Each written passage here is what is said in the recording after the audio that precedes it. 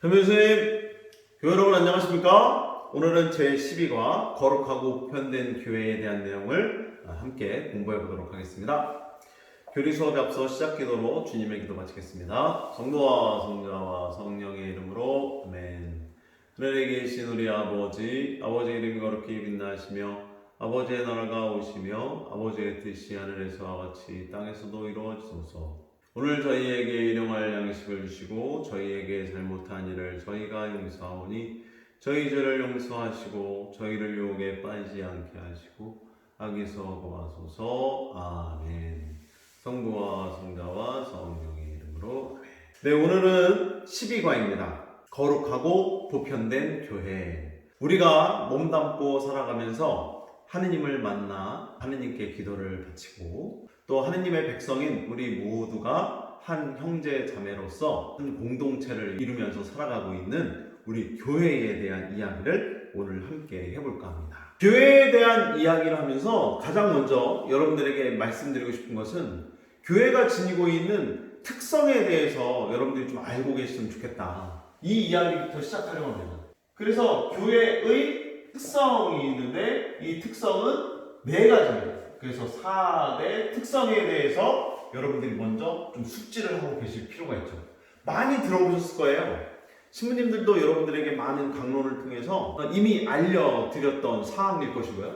교회의 특성은 크게 4가지가 있습니다. 첫 번째는 하나이다.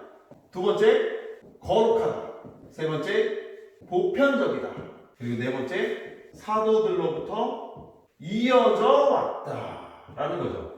이 4가지 특성을 잘 살펴가면서 교회에 대한 이해를 좀 해보시면 오늘 12과의 수업은 저절로 풀리게 될 겁니다. 먼저 하나이다라는 특성은 삼위일체이신 하느님께서 한 분이듯이 우리 교회도 하나다라는 거죠. 미사를 통해서 말씀드리면 우리가 봉헌하는 미사는 언어만 다를 뿐 미국에서든 유럽에서든 세계 어느 곳에서든 매일매일 같은 복음과 같은 말씀을 가지고 또 같은 전례문으로 같은 미사 경본으로 동일한 미사가 곳곳에서 봉헌이 되고 있죠. 미사는 동일합니다. 하나예요. 우리나라에서 봉헌되는 미사가 다르고 세계 곳곳에서 봉헌되고 있는 미사가 어떤 다른 게 아니라 모든 미사는 하나로 동일합니다.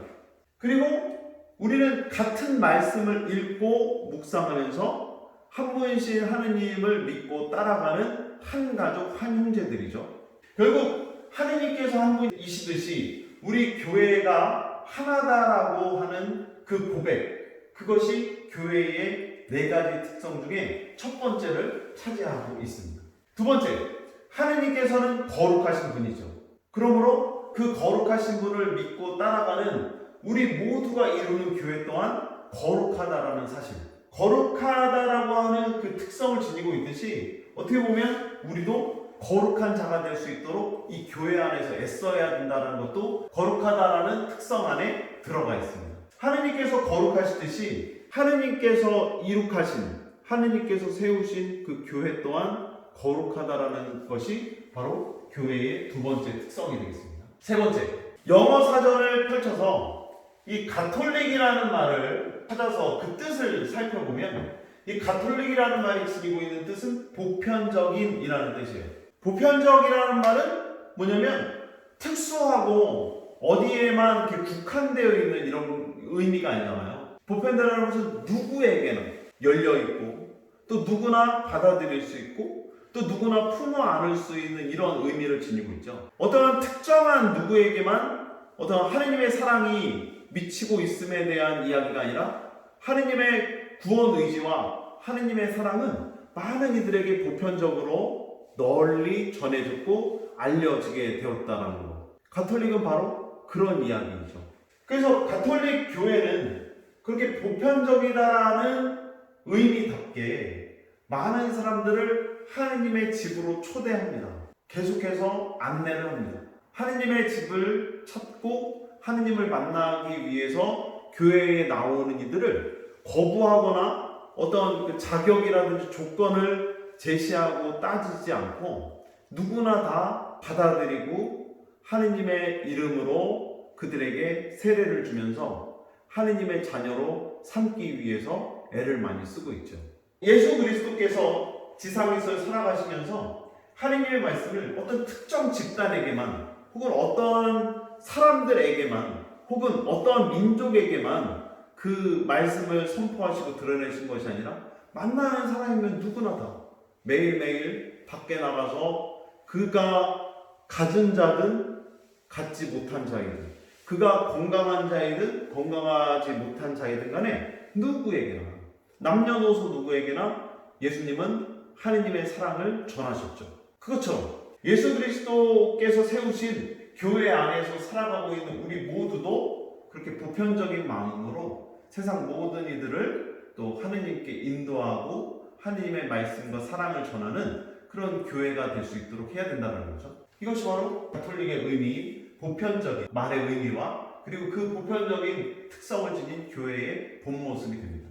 교회는 끝으로 사도들로부터 이어져 왔다라고 하는 이 말씀을 좀 우리가 기억해 둘 필요가 있는데, 교회는 지금껏 예수 그리스도께서 세우신 이 교회가 2020년 오늘까지 내려오는 동안에 한 번도 끊어지거나 깨진 적이 없고 멈춘 적이 없었죠. 그렇게 멈추지 않고 계속 오늘날까지도 이어지게 오게 된 것은 그 시작이 예수 그리스도를 믿고 따랐던 그 12명의 사도들로부터 그렇게 기원이 되고 있다는 사실. 예수님께서는 복음을 선포하시면서 당신의 협조자로서 12명의 사도들을 뽑으셨죠. 그 가운데 시몬이라고 하는 사람이 있었는데 이 시몬은 어부였죠. 근데 이 어부였던 시몬을 당신의 제자로 삼으셨고 그 시몬에게 이런 말씀을 하십니다. 이제부터 너는 베드로이다. 내가 이 반석 위에 교회를 세울 터인즉 저승의 세력도 그것을 이기지 못할 것이다. 마태복음 16장 18절의 말씀입니다. 원래 베드로의 이름은 시몬이었지만 예수님의 부르심을 받고 베드로가 된 다음부터 교회의 반석이 되죠.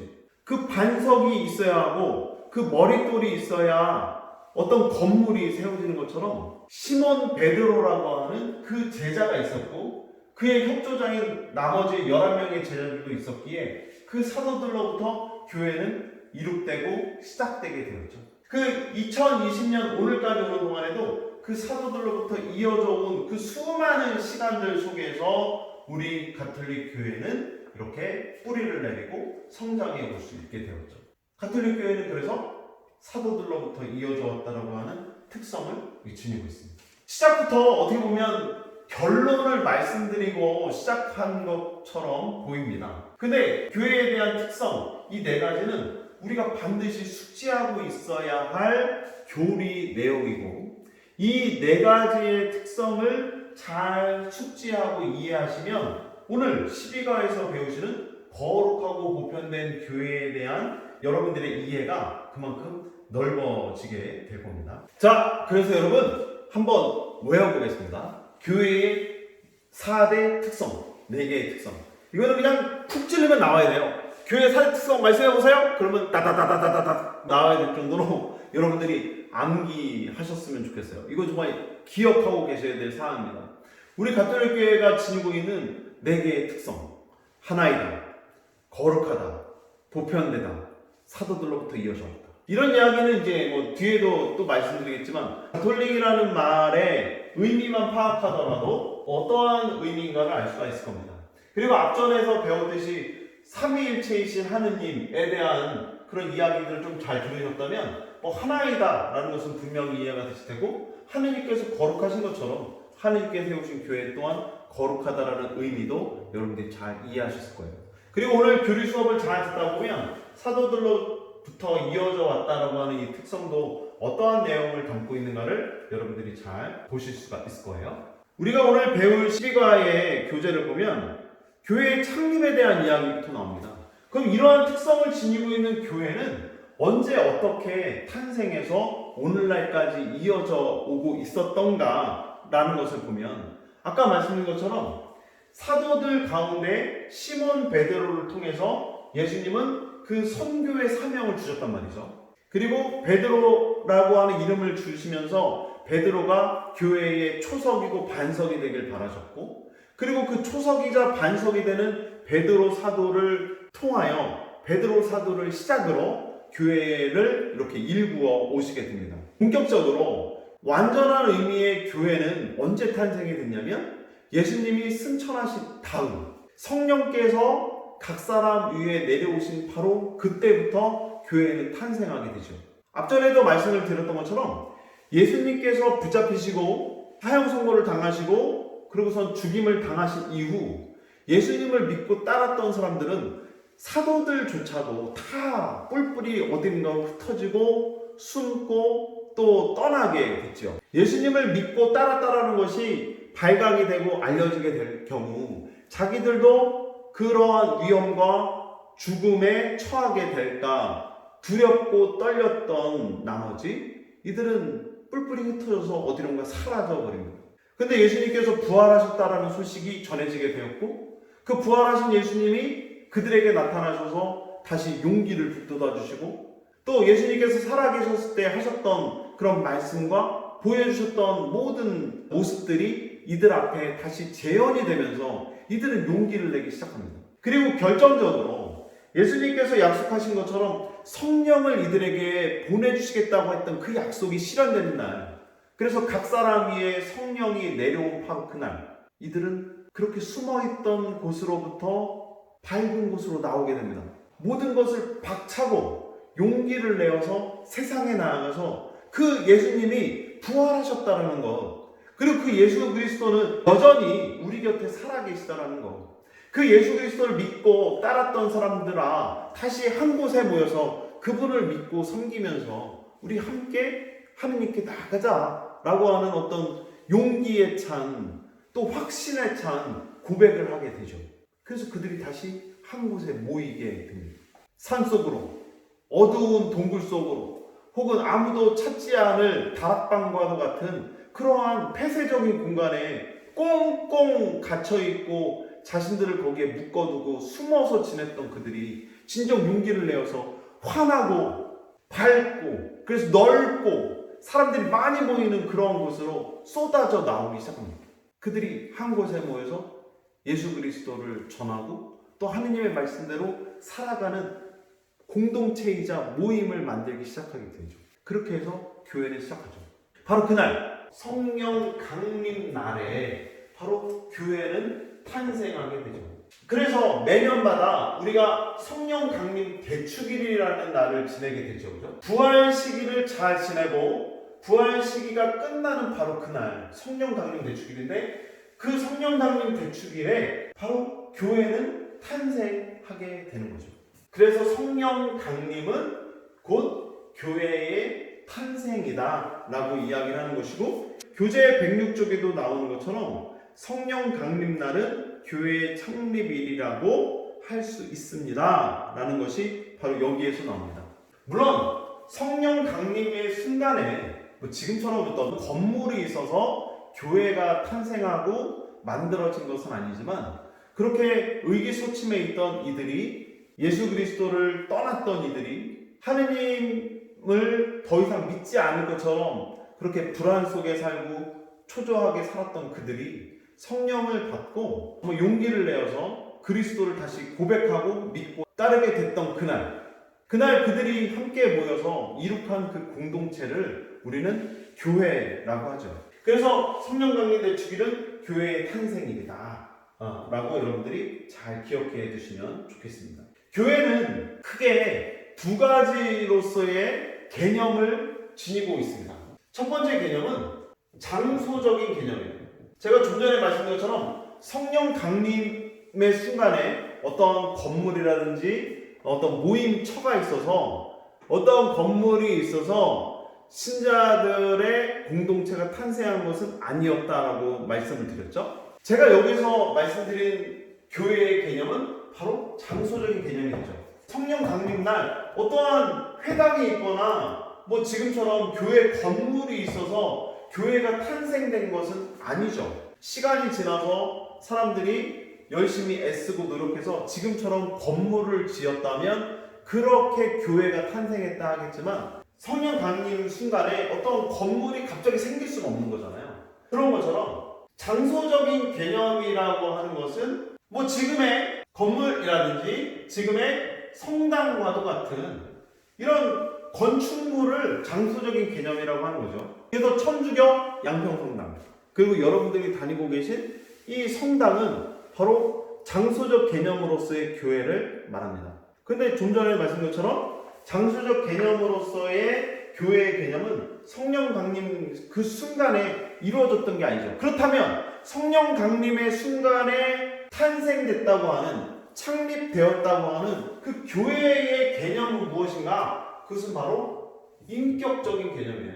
건물도 참 중요하지만 사실 건물적이고 이 장소적인 개념보다 더 중요한 것은 바로 이 인격적인 개념이에요. 그 교회라는 말에 의인화를 시켜보는 거죠. 그래서 예수 그리스도를 믿고 따라가는 사람들이 모였다면 그 예수 그리스도를 믿고 따라가는 사람들이 이룩한 그 공동체를 교회라고 말할 수 있다는 거죠. 예수님을 믿는 제가 있습니다. 그러면은 저는 예수님을 모시고 예수님과 함께 살아가는 움직이는 교회다라고 했었을 때 그 움직이는 교회는 인격적인 개념을 지니고 있는 거죠. 저와 여러분들이 함께 모여서 기도를 해요. 둘이나 셋이 모인 곳에 나도 함께 있겠다고 예수님은 말씀을 하셨고 그 약속을 지금도 지키고 앞으로도 지켜가고 계시죠. 그렇다면 제가 누군가와 만나서 함께 기도를 하고 있는 바로 그 자리는 인격적인 개념으로서의 교회가 성립이 되게 되는 것이죠. 그 인격적인 개념으로서의 교회에 대한 내용들이 바로 106쪽부터 보면 차례대로 나오고 있습니다. 그래서 인격적인 개념으로서의 첫 번째는 교회가 바로 하느님의 백성을 나타내는 말이다라는 것을 우리에게 보여주고 있어요. 그래서 교재에 나오듯이 교회는 하느님께서 세상과 인간의 구원을 위하여 불러 모으신 공동체, 곧 하느님의 백성 자체를 교회라 하는 것이다 라는 거예요. 흩어져 있는 하느님의 자녀들이 한 곳에 모였습니다. 그렇다면 그들이 모여서 이룩한 그 인격적인 공동체, 그들이 한 마음을 품고 한 뜻을 간직하고 그들이 함께 모여서 한 분이신 하느님을 믿고 흠숭하고 살아가고 있었죠. 그리고 그들이 그렇게 공동체를 계속 유지해 왔죠. 그렇다면 그 교회는 하느님의 백성들이 모여서 이룩하는 바로 이러한 개념을 지니고 있는, 인격적인 개념을 지니고 있는 교회다라고 여러분들께 말씀드릴 수 있죠. 그래서 교회는 이렇게 하느님을 믿고 섬기는 이들이 모여서 이룩하는 공동체라는 의미에서 교회 자체가 하느님의 백성, 그리고 하느님의 백성 자체는 바로 교회다라고 하는 것을 여러분들이 잘 기억하시면 좋겠습니다. 그리고 이어서 보면 107쪽에 교회는 그리스도의 몸이다 라는 말이 나옵니다. 장소적인 개념으로서 성당에 들어가 보면 성당 안에 감실이 있죠. 그 감실 안에는 예수 그리스도의 몸인 성체가 모셔져 있습니다. 그래서 그곳을 우리는 하느님의 집이다 라고 얘기를 했었죠. 하느님의 집인 그 성당 안에 예수님의 몸이 모셔져 있지요. 근데 그 예수님의 몸을 우리는 매일매일 미사에 참여하면서 내 안에 모시게 됩니다.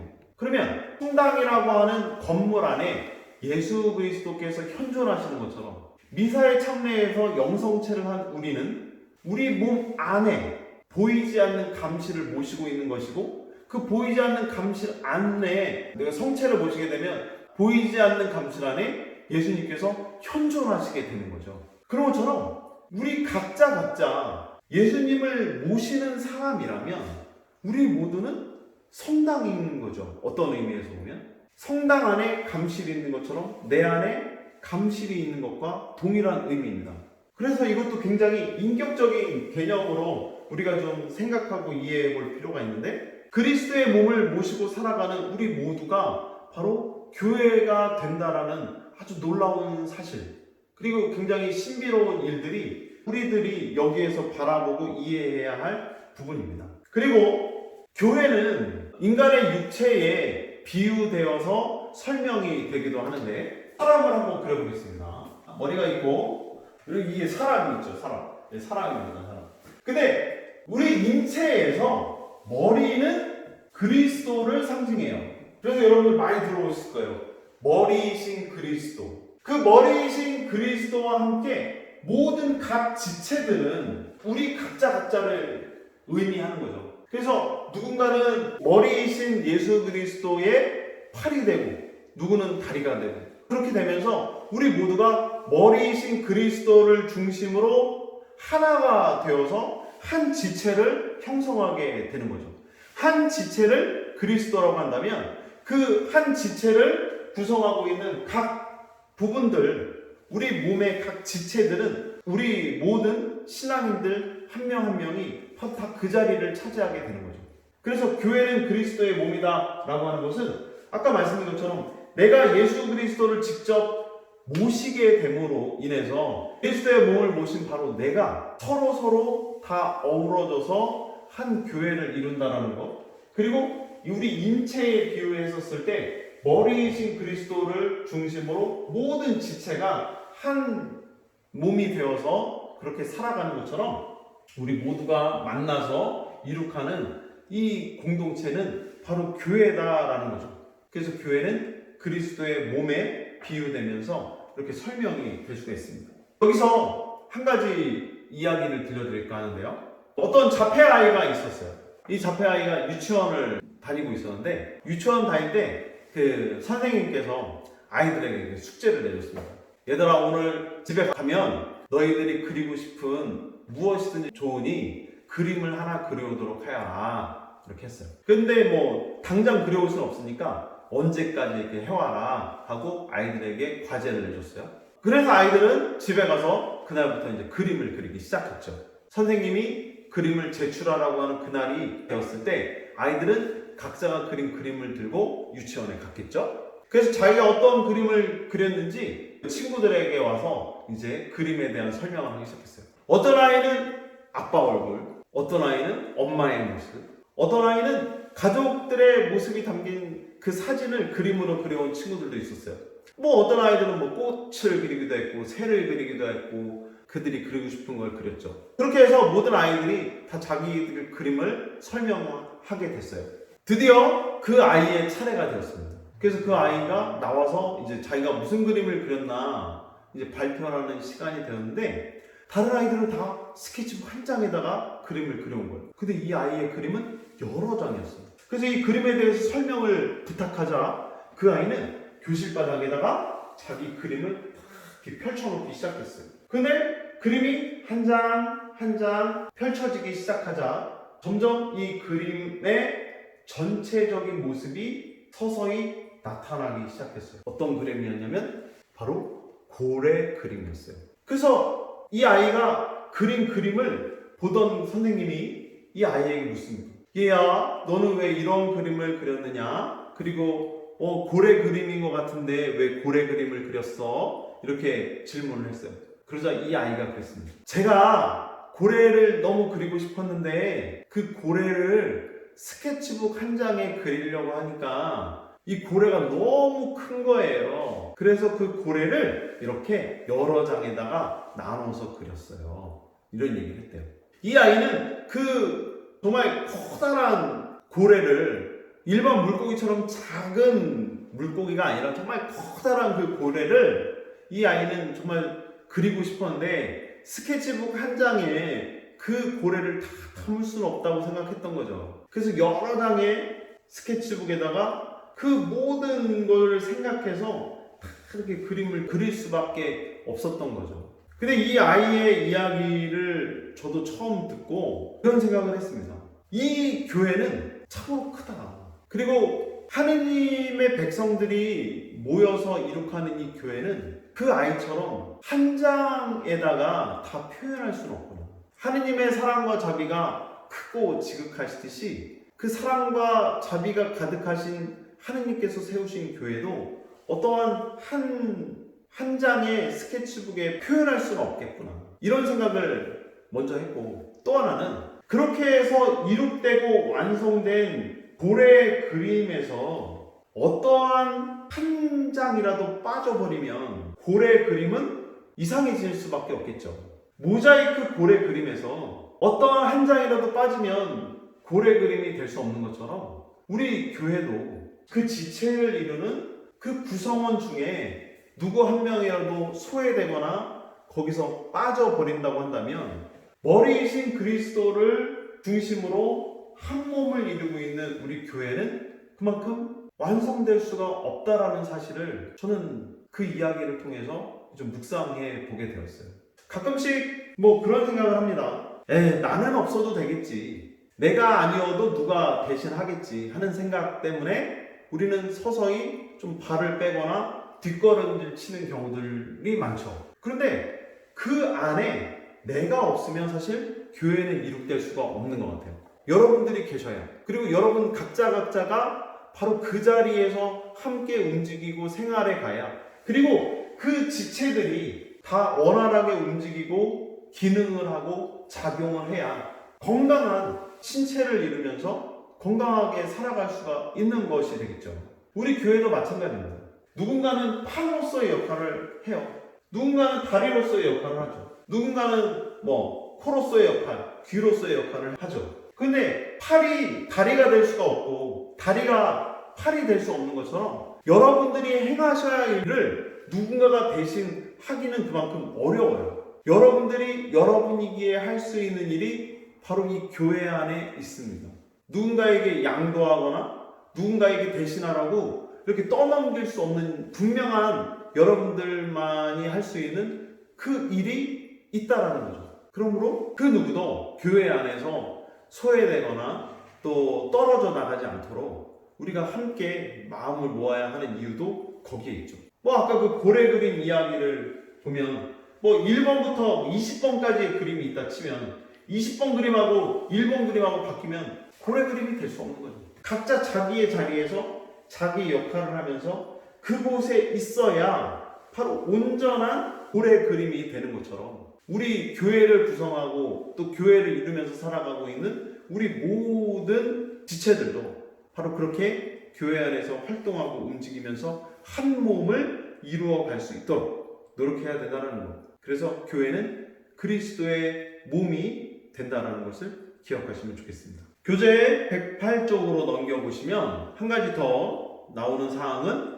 교회는 성령께서 머물러 계시는 성전이다라는 이야기입니다. 아까 말씀드린 것처럼 성령 강림의 순간 성령을 받은 이들이 한 자리에 모여서 예수 그리스도를 다시 믿고 용기를 내어서 하느님을 증언하게 되었다고 말씀드렸죠. 그들이 모여서 이룩한 바로 그 공동체가 바로 성령으로 인해서 시작되게 되었던 거죠. 바로 교회는 그렇기 때문에 그 성령께서 머물러 계시는 우리 각자가 한 자리에 모여서 이룩한 그 공동체이므로 바로 그 공동체 안에는 성령께서 머물러 계신다는 것은 당연한 사실이 될 수밖에 없죠. 그렇기 때문에 우리는 그렇게 성령께서 머무시는 건물이자 성당으로서의 장소적 개념을 지니고 있는 교회와 더불어서 성령께서 거처하시는, 성령께서 임하신 바로 내 자신 스스로가 인격적인 개념으로서의 교회를 이룬다라는 것과 더불어서 생각하면서 교회는 이렇게 성령께서 머물러 계시는 바로 성전이 된다라는 것을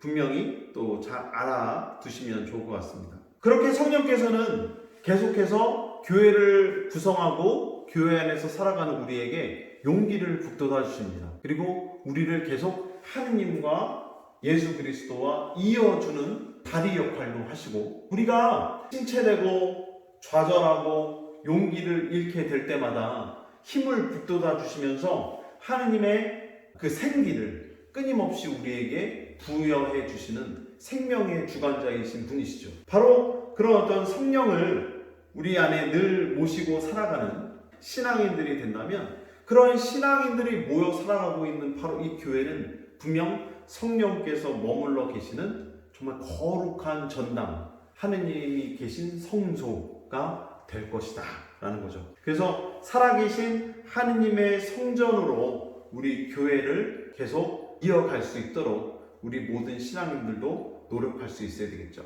그래서 늘 성령을 우리 안에 모시고 또 성령을 또 초대하면서 내 삶을 성령께서 올바른 곳으로 이끌어 가 주시길 또 청하고 기도하는 우리가 되어야 되겠습니다. 교회의 특성이 이어서 나오고 있는데 교회의 특성 오늘 서두에서 말씀을 드렸죠. 하나이고 거룩하고 보편적이고 사도들로부터 이어져 왔다라는 사실. 그래서 이 네 개의 특성은 사실 교회에 대한 교리를 하면서 가장 많이 부각이 되고 강조가 되고 있는 사실이에요. 우리 가톨릭 교회가 이렇다라는 거죠. 매우 중요한 사실입니다. 다시 한번 하나하나씩 이렇게 잘 시해 두시면서 이러한 특성을 지니고 있는 우리 교회 안에서 여러분들이 신앙생활을 더욱더 복되게 잘 해나가실 수 있도록 애쓰셨으면 좋겠고요. 다음으로 109쪽에 나오는 이 교계 제도는 바로 교회의 특성 이 네 번째인 사도들로부터 이어져 온 교회를 설명하는 아주 중요한 부분이 됩니다.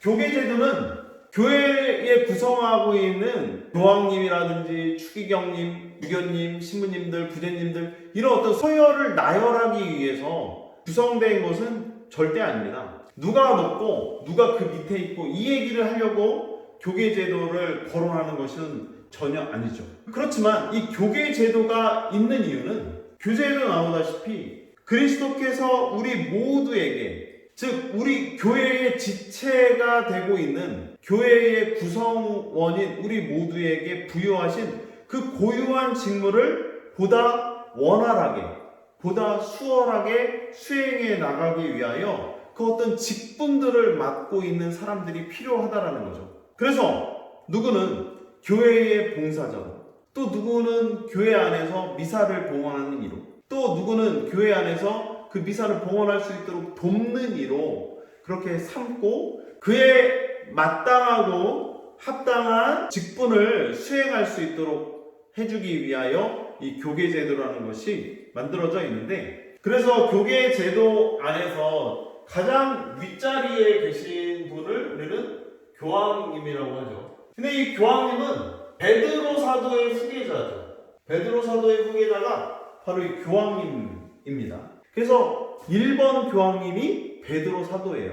베드로 사도를 1번 교황님으로 그 베드로 사도를 필두로 지금껏 우리 가톨릭 교회 안에 모두 266분의 교황님들이 계셨죠. 그리고 지금 266대 교황님으로 교황 프란시스코 성하께서 우리들과 함께하고 계시고요. 그래서 그 교회의 가장 큰 어른이자 우리 모든 신앙인들의 영적인 아버지로서 교황님이 계시죠. 그 교황님 밑으로 이제 각국의 추기경님들이 이제 계십니다. 이 추기경님들 밑에 이제 주교님이 계시죠. 근데 이 추기경님과 주교님들은 사도들의 후계자들이다 이렇게 표현을 합니다. 그래서 베드로 사도 말고 11명의 예수님의 제자들이 있었죠. 그 사도들을 말하는데 그 사도들의 뒤를 이어서 함께 세상에 하느님의 나라를 선포하고 그리스도의 말씀을 전했던 이들 그분들이 오늘날 추기경이라는 이름으로 또 주교라는 이름으로 사도직을 이렇게 수행하고 계신 겁니다. 그리고 그 밑으로 이제 이 주교님들의 협력자인 신부 그 밑에 이제 부제가 이렇게 있죠. 그래서 여러분들이 좀 이해하실 때 이 모든 분들을 우리는 사제라고 해요. 사제라고 하는 큰 그룹 안에 교황님도, 추기경님도, 주교님도, 신부님들도 이렇게 있죠. 다 큰 의미에서 우리는 사제라고 부릅니다. 그래서 미사 때 주님께서 여러분과 함께 또한 사제의 영과 함께 이렇게 우리는 대답을 하게 되는데 이 모든 직분들을 수행하고 계신 분들을 우리는 사제라고 칭해요. 그래서 이런 직분들을 수행하시는 분들을 가리켜서 우리는 하느님의 거룩한 일을 수행하는 분이라 해서 성직자라는 말로 이분들을 이야기하기도 하죠. 그래서 성직을 수행하는 사람들이라는 뜻입니다. 그래서 성직자의 그 시작은 부제로부터 시작이 됩니다. 그래서 부제님. 그래서 부제로서 잘 지내면 나중에 이제 사제품을 받고 드디어 사제가 되어서 이제 신부라는 이름으로 성직을 수행해 나가게 되고 이 신부님들 가운데에서 덕망이 높고 학덕이 풍부하며 그리고 많은 사람들에게 귀감이 되는 사제를 선발하여서 주교 품이라는 품위에 올리게 되고 그래서 주교님이 탄생하게 됩니다. 그 주교님들 가운데에서 이제 그 추기경이 탄생하게 됩니다.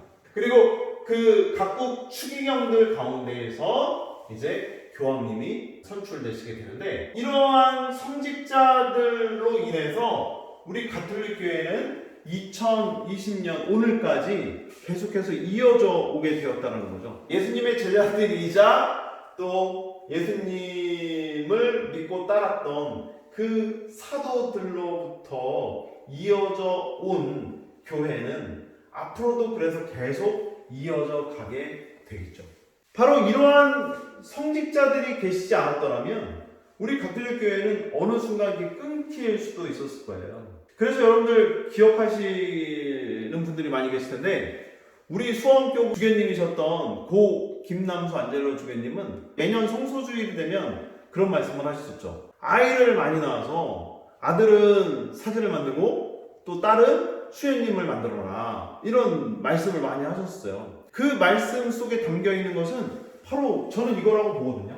우리 교회가 그렇게 계속 사도들로부터 이어져 왔으니 여러분들이 혼인 성사를 받고 부부가 되거들랑 거기에서 사도들로부터 이어져 온 이 교회를 이어갈 수 있는 그 아이들을 계속 낳고 그 아이들이 사제가 되어서 교회를 이끌어갈 일꾼으로 봉헌하실 수 있도록 우리를 늘 이끌으셨던 분이 바로 김남수 안젤로 주교님이신 것 같아요. 여러분들의 귀한 자녀들을 그래서 사제가 되게 하고 수도자가 되게 해야 되는 이유도 거기에 있죠. 우리의 이 아름답고 소중한 가톨릭 교회가 성직자들이 탄생하지 않는다면 어느 날 그냥 딱 끊길 수도 있는 거죠. 근데 참 다행스러운 게 매년마다 신학교에 입학하려고 하는 그런 성소자들이 끊이지 않고 계속 이어지고 있다는 사실은 참으로 감사해야 될 일인 것 같아요. 우리 양평성당도 그렇잖아요. 초대 신부님부터 쭉 이어져 온 77년간의 역사 안에서 본당 신부를 맡은 이 양평성당 안에서 사목했던 신부님들이 끊이지 않고 계속 계셨기 때문에 오늘까지도 양평성당은 이어져 오고 앞으로도 이어져 가겠죠. 바로 우리 교회가 바로 이런 교계 제도 안에서 이런 각자 맡은 역할에 충실했던 분들이 계셨기에 지금도 계속해서 이어졌고 앞으로도 이어져 갈 거라고 하는 사실, 이것은 바로 우리 교회가 지니고 있는 놀라운 특성입니다. 그런데 그것은 어느 날 갑자기 어떤 사람들의 힘에 의하여 사람들의 능력에 의하여 그렇게 이어져 오고 세습되어 오고 이런 것이 아니라 분명 그것은 예수 그리스도를 믿고 따랐던 가난하고 순명했으며 늘 순결한 모습을 지니고 그렇게 살아가려고 애썼던 그 사도들로부터 이어져 내려온 아주 뿌리 깊고 정말 놀라운 그런 전통이 있는 교회다라는 것을 우리는 잘 기억할 수 있어야 돼요. 우리 흔히 말하기를 조선왕조 500년, 조선왕조 500년 이야기를 하잖아요. 그죠? 한 왕조도 500년을 이어가기가 참 많이 어려운데 우리 가톨릭 교회는 벌써 2020년을 계속 이렇게 이어져 온 거죠. 그리고 앞으로도 계속 이어갈 것이고요.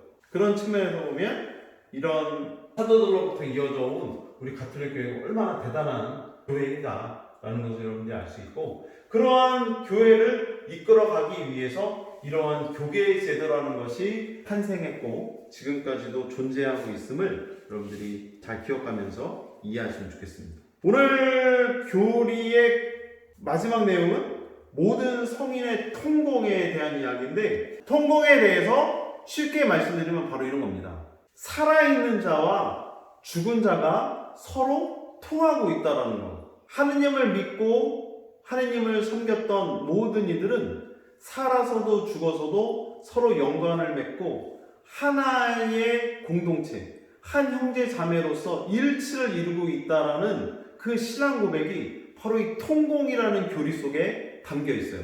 우리보다 먼저 세상을 떠나서 하느님께 가 계신 이미 돌아가신 분들은 살아있는 나를 위해서 하느님 나라에서 나를 대신해서 기도해주고 전구를 해주신다는 거예요. 근데 하느님 곁에 들지 못한 연옥이라는 곳에서 정화의 과정을 겪고 있는 이들이나 하느님께 버림받았을지도 모르는 불쌍한 영혼들을 위해서 살아있는 우리는 애쓰고 노력해 줘야 되죠.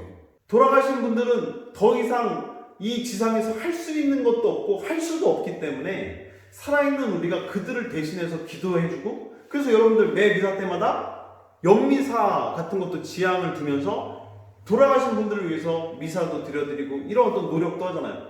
돌아가신 분들을 위해서 뭐 희생도 바치고 혹은 선행에도 힘쓰면서 우리가 살아있는 자로서의 역할을 다해요. 그 이유는 바로 나의 노력과 나의 공로를 보시고 나의 이런 애쓰고 노력하는 모습을 보시고 어떠한 이의 영혼을 주님께서 가련히 여기셔서 자비와 사랑을 베풀어 주시길 우리가 바라고 청하는 거죠. 그것은 바로 죽었다고 해서 혹은 살아있는 자와 죽은 이는 이제 결별이라고 해서 단절되고 끝나는 것이 아니라 계속해서 한 형제 자매로서 쌓아왔던 정과 어떤 사랑은 계속 이어지고 있다는 것을 바로 이 통공의 교리는 알려주고 있어요.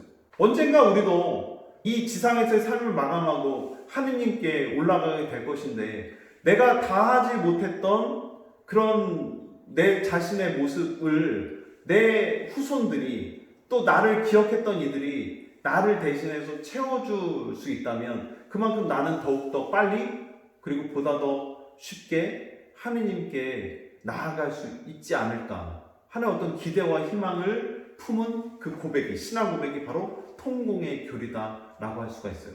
그래서 성인 성녀들은 지금도 나를 위해 기도해 주시고 이미 세상을 떠난 이들도 살아있는 우리를 위해 기도하니, 살아있는 우리도 이미 세상을 등지고 떠난 그 영혼들의 구원을 위해서 이 지상에서 열심히 기도하고 신앙생활을 이어나가는 것. 그래서 우리 모두가 서로 통하고 서로 일치를 이루면서 지금도 한 형제 자매로서 살아가고 있음을 기억할 수 있도록 우리를 이끌어주는 것이 바로 이 통공의 교리가 되겠습니다. 사도신경에도 보면 모든 성인의 통공을 믿으며 라고 하는 대목이 기도문에 이렇게 나오고 있죠.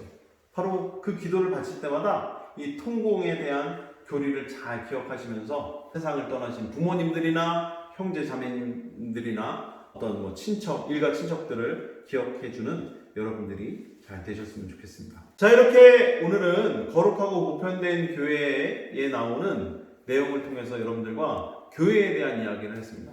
아까 말씀드린 것처럼 여러분들 먼저 이 네 가지 사항은 반드시 숙지하고 계셔야 됩니다. 우리 교회가 어떠한 특성을 지니고 있는가, 이것은 내 집과 가정에 대한 이해예요. 어떠한 특성을 지니고 어떠한 모습으로 살아가고 있는가, 이것은 매우 중요한 부분이기 때문입니다. 그래서 꼭 기억해 두시고, 그리고 교회는 우리 모두가 있어야 한다고 했던 저의 이야기를 여러분들도 기억해 주셨으면 좋겠어요. 여러분들이 계시지 않다면 교회는 탄생하긴 했겠지만 이어져 올 수는 없었을 겁니다. 그리고 이어져 오긴 왔더라도 어느 순간 단절되거나 끊길 수도 있었을 거예요. 그렇지만 여러분들이 계셨기에 계속 이어져 왔고 또 앞으로도 이어져 가겠죠. 세상 끝날까지 우리 교회는 존재할 거라고 저는 믿습니다. 추호의 의심도 없어요. 그렇지만 여러분들이 계셔야 교회는 더욱더 성장하고 풍요로워질 수가 있다는 것. 아까 그 자페아가 그렸다고 하는 고래 그림 이야기를 드렸었는데, 그 고래 그림의 비유뿐만 아니라 우리 이 건물, 성당을 한번 보세요. 이 성당 건물에서 저기는 좀 필요 없으니 벽돌 한 장을 좀 빼자, 혹은 이 천장에서 이 타일 한 장을 제거해도 문제는 없다 하면서 그렇게 조금씩 무언가를 빼고 없애고 또 갈아버린다면, 우리 교회는, 우리 성당은 그 좋았던 모습, 초기부터 갖고 있었던 그런 소중한 모습들을 조금씩 잃어가고 상실해 갈 수밖에 없는 거가 되겠죠. 그래서 다시 한번 말씀드리지만 여러분들이 교회의 주인입니다. 그리고 여러분들이 그만큼 소중하고 귀합니다. 여러분들이 계셔야 교회가 있다는 것. 그래서 오늘 배우셨던 내용들을 다시 한번 잘 복습해 가시면서 교회 안에서 내가 행해야 할 역할, 또 내가 받은 소명에 따라서 내가 어떠한 사명감으로 교회 안에서 신앙인으로 살아가야 할지 등등에 대한 이야기들을 여러분들이 스스로 또 잘 만들어 가 보셨으면 좋겠습니다. 오늘 이야기 또 잘 들어주셔서 감사드리고, 우리 교회가 앞으로도 하느님 보시기 좋은 공동체로 서로 하나가 되고 서로 또 친교를 이루는 아름다운 공동체로 계속 커갈 수 있도록 우리 함께 마음을 모으고 기도했으면 좋겠습니다. 그럼 또 다음 시간에 뵙도록 하겠습니다. 마친 기도로 영광송 바치겠습니다. 성부와 성자와 성령의 이름으로 아멘. 영광이 성부와 성자와 성령께 처음과 같이 이제와 항상 영원히 아멘. 성부와 성자와 성령의 이름으로 아멘. 여러분 감사합니다. 멀리서 너를 바라보며 난 몰래 가슴 설레 웃음 짓던 내가 너에게 다가간 거야.